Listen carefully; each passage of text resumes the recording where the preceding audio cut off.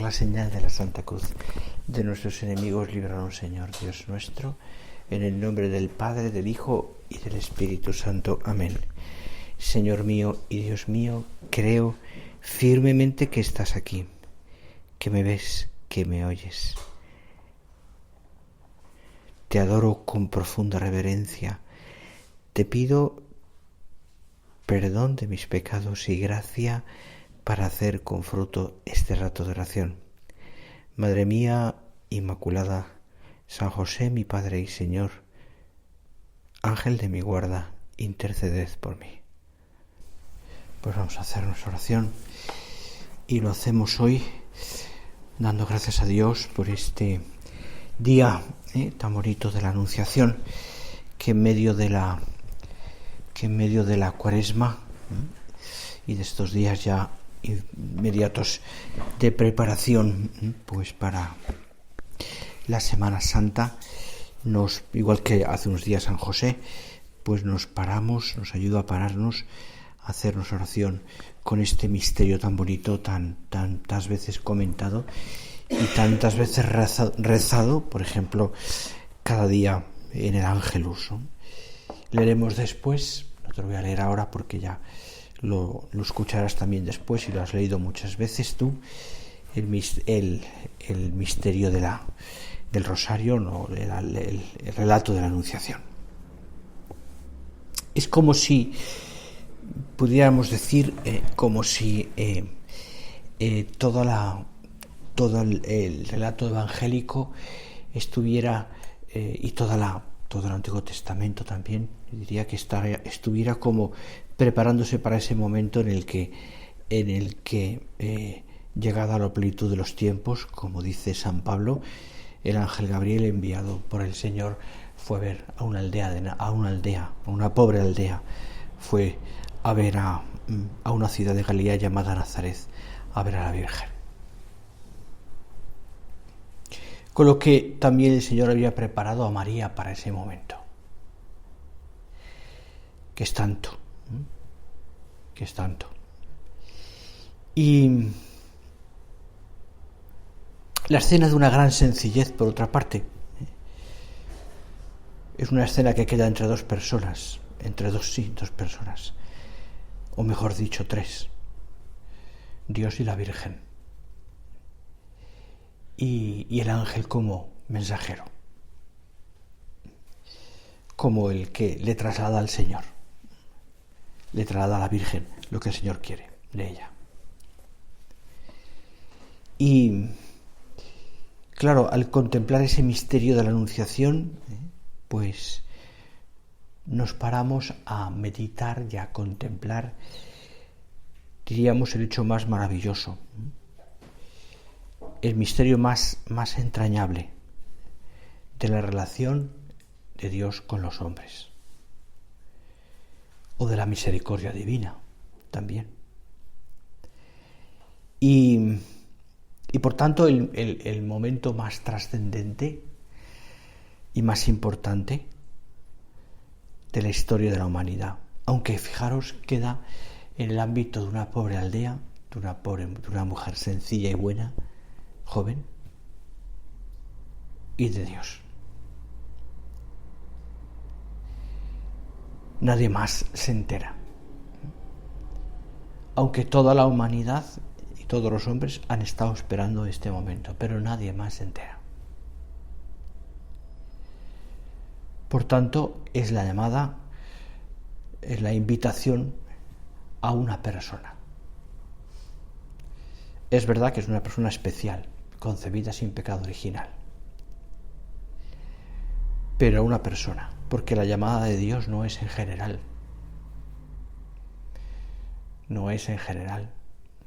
sino es a personas concretas. Pensad, por ejemplo, que la resurrección del Señor, el Señor se muestra a personas concretas. No llama a todo el mundo, sube al monte y le dice: aquí estoy resucitado. No.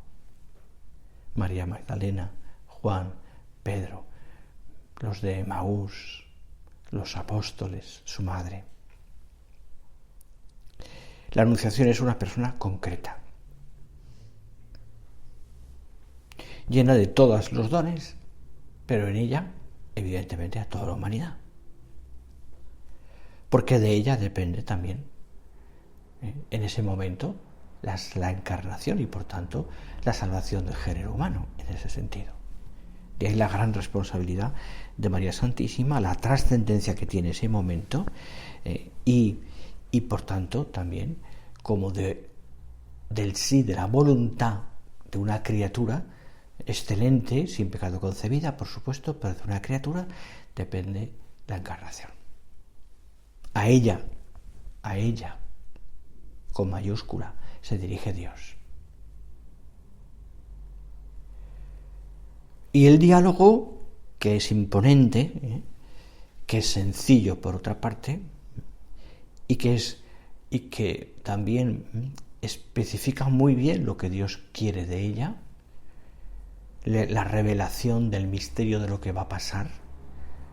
No, ni faltan ni sobran palabras, quiero decir, no había que explicar nada más. Sencillamente el ángel lo que le dice a María es lo que Dios le ha comentado, lo que Dios quiere que María oiga.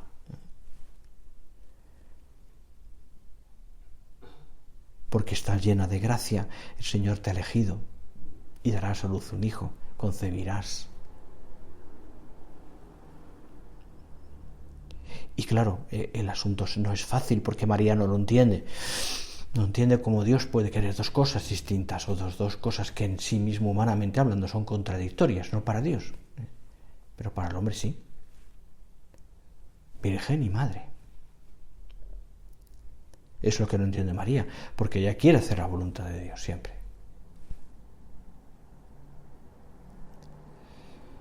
Bueno, pues todo ese contexto tan bonito, ¿no?, que hoy celebramos en la Iglesia, pues 9 meses antes del nacimiento del Señor, pues celebra con gran alegría. De todo ese diálogo sencillo y sublime al mismo tiempo, pues depende la salvación de todos.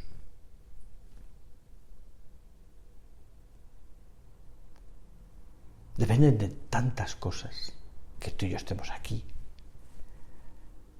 Depende de la redención, depende, evidentemente el Señor lo quería así, los planes de Dios son esos y tiene que ser así.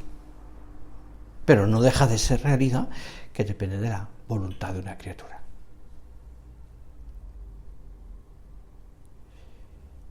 Constituye, decía el Papa Juan Pablo II, constituyen la encarnación y el nacimiento de Jesucristo el centro cualitativo de la historia de la humanidad, la plenitud de los tiempos.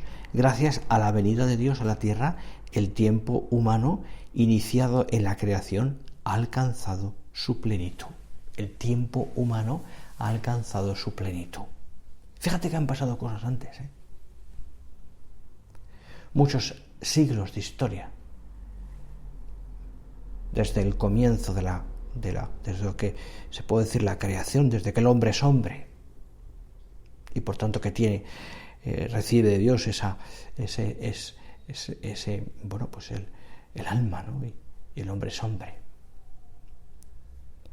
y por tanto es capaz de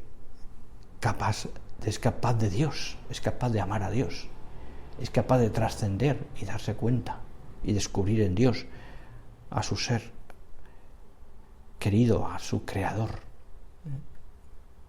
Y por tanto, todo lo que supone, pues todo aquel comienzo de la historia de la humanidad. El castigo del diluvio, la vida de aquellos primerísimos, ¿no?, antes incluso de Abraham, que conocemos pues así como la conocemos, y después la elección del pueblo elegido. A partir de Abraham, que es nuestro padre en la fe, cuando empieza esa historia, a escribirse ya esa historia del pueblo elegido, donde nacería el Mesías. Pero pasan muchas cosas. Hay detrás de Abraham muchos siglos de espera, de esperanza del Mesías. Y es como si la historia se hubiera escrito de una manera grandiosa, reyes, profetas, padres del Antiguo Testamento, pueblo elegido, multiplicación de ese pueblo, Egipto, Sinaí, vuelta, los reyes, en fin, mil cosas, y de pronto parece como todo aquello se va reduciendo a una aldea. Se pierde en la historia también la genealogía, de alguna manera, ¿no? Y queda esa historia escrita en un momento dado en el que la vida de los hombres la vida del pueblo de Israel está reducida también a lo mínimo, es decir, ya son reyes que no tienen ninguna importancia, ya están dominados por otro pueblo que es Roma, ya está en un momento dado en el que sí había una paz romana que es importante, pero no deja de ser ya la importancia de Jerusalén o la importancia del pueblo elegido es mínima. Y más todavía una aldea como Nazaret. Pero es que Dios quiere eso. Dios quiere eso. No quiere que el Hijo de Dios, que el Mesías nazca en Jerusalén en el tiempo de los reyes.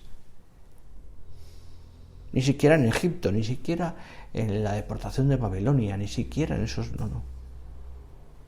Cuando ya el pueblo de Israel ha pasado tantas purificaciones, tantos momentos, en una aldea perdida.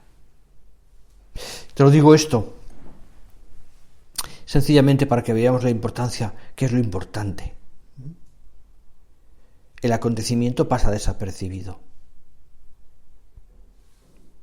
María, el ángel, y después ¿quiénes se van enterando? Seguramente los padres de la Virgen y por supuesto San José. Poquito más. Y sin embargo, ahí está la salvación de todo el género humano. Claro. Por eso tenemos que leer, y la Iglesia lo hace, este texto con una atención y con una reverencia y un amor que entendemos que cuando decimos et verbum caro factum est, nos pongamos de rodillas, claro.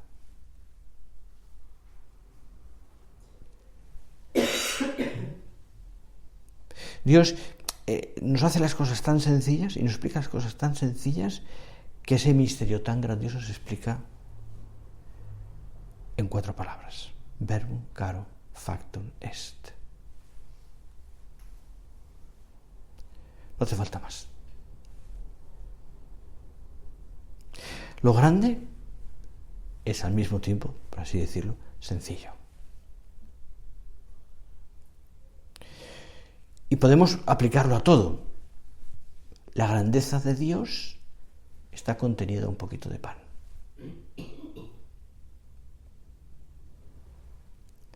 La creación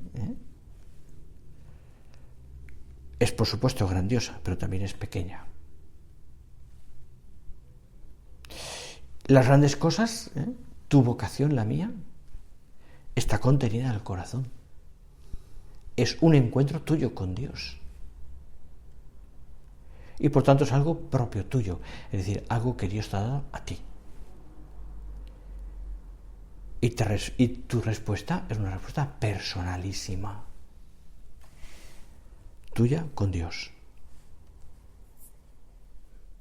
Así son las cosas de Dios. Porque Dios ama a las personas. Y cada persona es importante. Y cada persona es bendecida por Dios. Bendecida por Dios. De ahí, y pensando, esto tiene muchas consecuencias que podríamos darle vueltas, pero de ahí, por ejemplo, la importancia de las cosas pequeñas, como dentro del espíritu de la obra, que es una cosa que también hemos muchas veces escuchado, ¿no? Pero ¿por qué es importante? Porque lo que importa en esas cosas pequeñas no es la importancia de esas cosas, sino el amor que ponemos. Tiene que ser, es un encuentro tuyo con Dios también, esa cosa pequeña.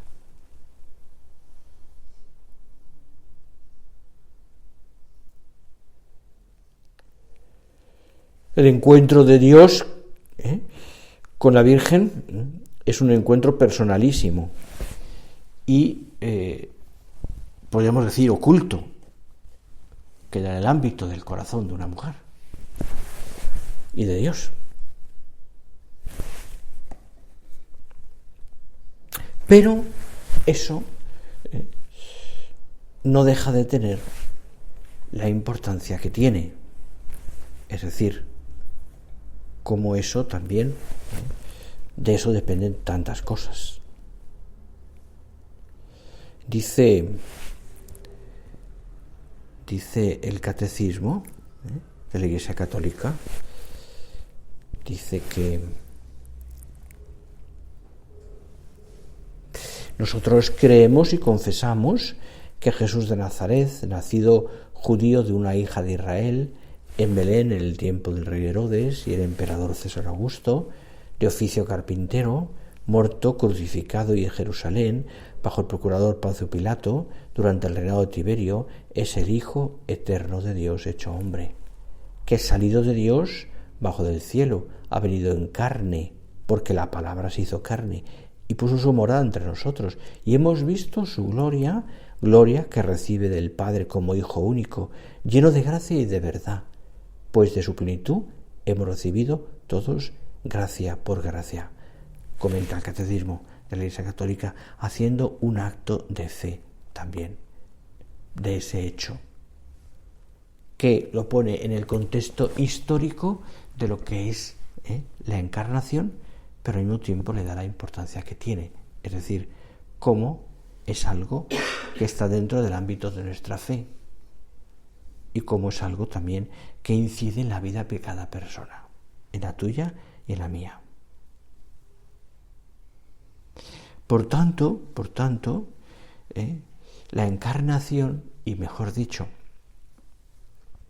la redención se sigue haciendo.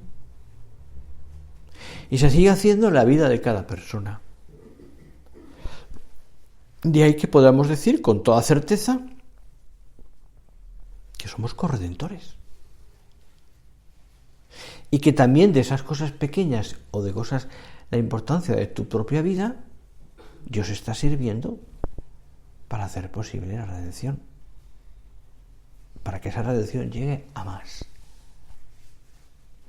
De ahí que esto entronca perfectamente pues con lo que es nuestro apostolado, por ejemplo.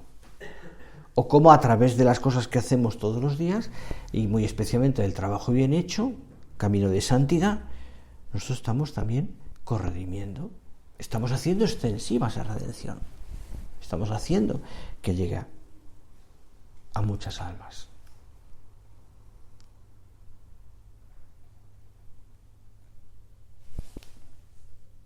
Y ahí la importancia que tienen.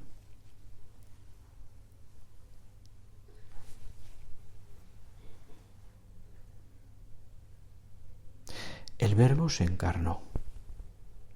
Fíjate, la palabra, el Verbo se encarnó.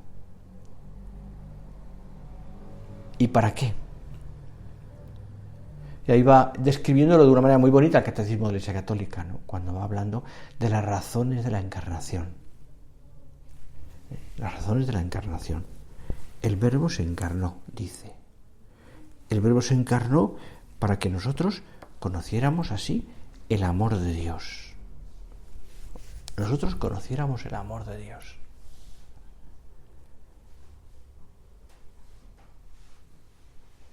Porque es que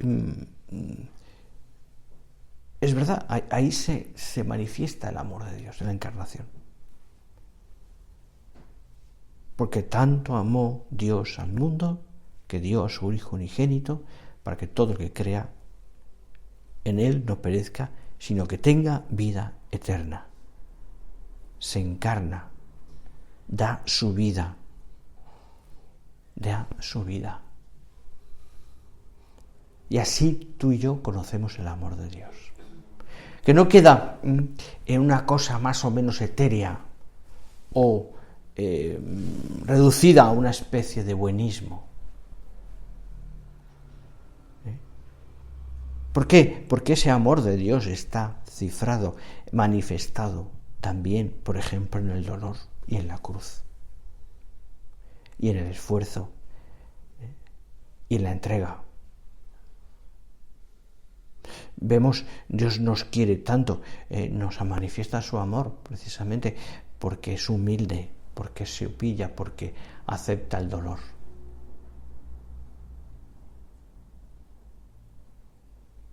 Y eso se puede reducir a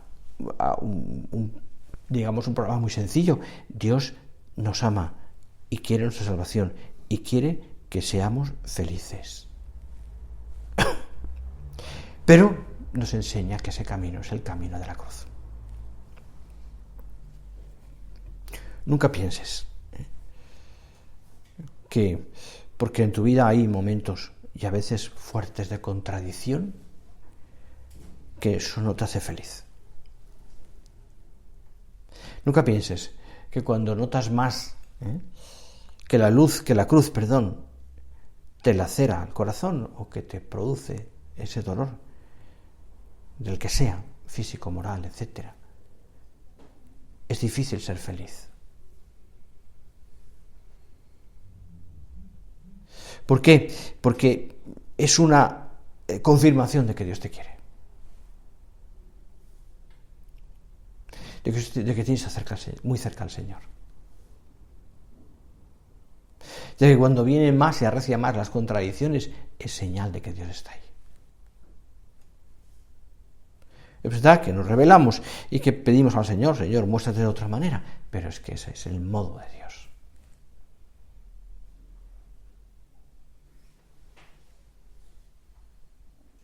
El Verbo se encarnó para manifestarnos su amor.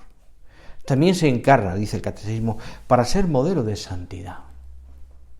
Modelo de santidad.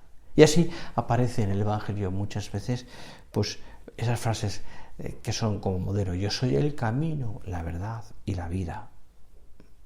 Este es mi Hijo, escuchadle. Aprended de mí, que soy manso y humilde de corazón.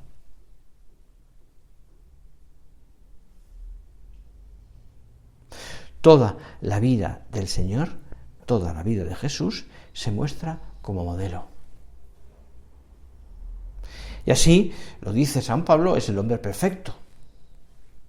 Por eso dice después la Iglesia, lo confirmaba, lo decía Vaticano II, lo decía Juan Pablo II también, es en Cristo donde conocemos al hombre, la imagen de Cristo. Cristo es realmente quien enseña al hombre lo que es el hombre perfecto. Pero un hombre perfecto que sufre, un hombre perfecto que es niño, que crece, que aprende, que trabaja, que se entrega, que es pobre y vive la pobreza, que tiene un corazón grande, que llora, que está cansado y se duerme en el barco, que pasa hambre. No son imperfecciones, es la humanidad. Así somos. Y así fue el Señor. Y así fue el Señor. También en esas limitaciones humanas que todos tenemos. Que yo entienda, Señor, mis limitaciones y no me queje ante ellas. Que las entienda como algo querido por ti, porque también tú, Señor, las has vivido. Tú también, Señor, las has sufrido. También tú. Pero además damos un paso más. Un paso más. ¿Por qué? Porque la encarnación, la razón de la encarnación también es que a ti y a mí el Señor nos ha elevado. Nos ha elevado. Nuestra naturaleza humana, Dios ha hecho con su encarnación que sea capaz de participar de la naturaleza divina. Pudiera entrar en comunión con la Santísima Trinidad. Y así descubriera y se sintiera y supiera que somos hijos de Dios. Que somos hijos de Dios. El Hijo unigénito de Dios, queriendo hacernos partícipes de su divinidad, asumió nuestra naturaleza para que, habiéndose hecho hombre, hiciera dioses a los hombres, escribe Tomás de Aquino. Por tanto, la manera de participar de esa naturaleza divina, es decir, de que nosotros estemos tan cerca de Dios, es que seamos y nos sepamos hijos suyos. Eso es lo que nos eleva, lo que nos acerca a Dios, la relación de filiación con Dios, la participación de su naturaleza. Y es muy significativo, y yo diría al mismo tiempo muy hermoso, ¿no?, que precisamente sea ese uno de los puntos más claves del espíritu de la obra, de lo que el Señor revela también, quiere de nuestro Padre, de lo que le enseña también, ese sentido de la filiación divina, que por otra parte para nosotros es tan importante, ¿no?, porque sentirnos y sabernos hijos de Dios para nosotros es clave, es clave. Necesitamos sentirnos y sabernos hijos de Dios. Por otra parte, pensad que es que ahí se articula mucha de nuestra vida, del espíritu de la obra. Y eso nos da, por otra parte, también nos asienta, nos da una seguridad, nos ayuda, nos hace entender muchas cosas que quizás humanamente no se entienden. La cruz la entendemos desde la filiación divina, el cansancio desde la filiación divina, el trabajo bien hecho, las relaciones con los demás, esos momentos en los que notamos más que nuestras debilidades también desde la filiación divina, y la alegría también desde la filiación divina, todas las virtudes. Todo lo que el Señor nos pide. Somos hijos de Dios. ¿Pero por qué? Porque el Verbo se encarnó. Y nos ha abierto esa puerta, esa posibilidad.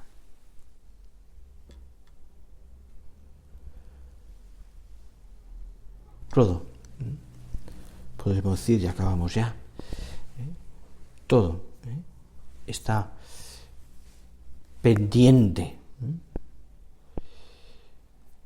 o digamos, mirando al sí de la Virgen. Es como si, después de la pregunta del arcángel Gabriel, y cuando ya ha explicado a María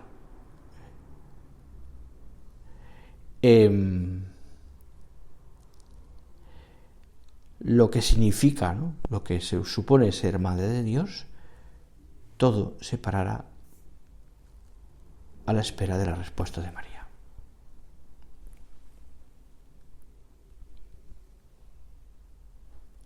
Y ahí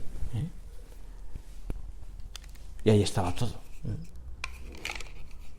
Por eso se entiende que en un sermón San Bernardo le dijera a la Virgen: responde ya, María, no tardes. Responde ya, María, dice, explica de una manera preciosa. Responde ya, María. Y María dijo: fiat mi secundum verbum tuum. Vamos a darle gracias a la Virgen por esto, en este día en el que recordamos todo ello. Que te ayude esto, por ejemplo, a rezar muy bien el Ángelus cada día. Que te ayude a recibir muy bien al Señor en la comunión. Que te ayude a entender también momentos en los cuales pues se hacen más difíciles las cosas, más complicadas o más duras. También Jesús pasó por eso, hecho hombre. Miremos al Señor, agradezcamos al Señor la encarnación y demos gracias también a nuestra Madre Santa María, porque ella, con su corazón inmaculado, dulcísimo, supo decir esas palabras que hacen posible la encarnación. fiat mi secundum verbum tuum.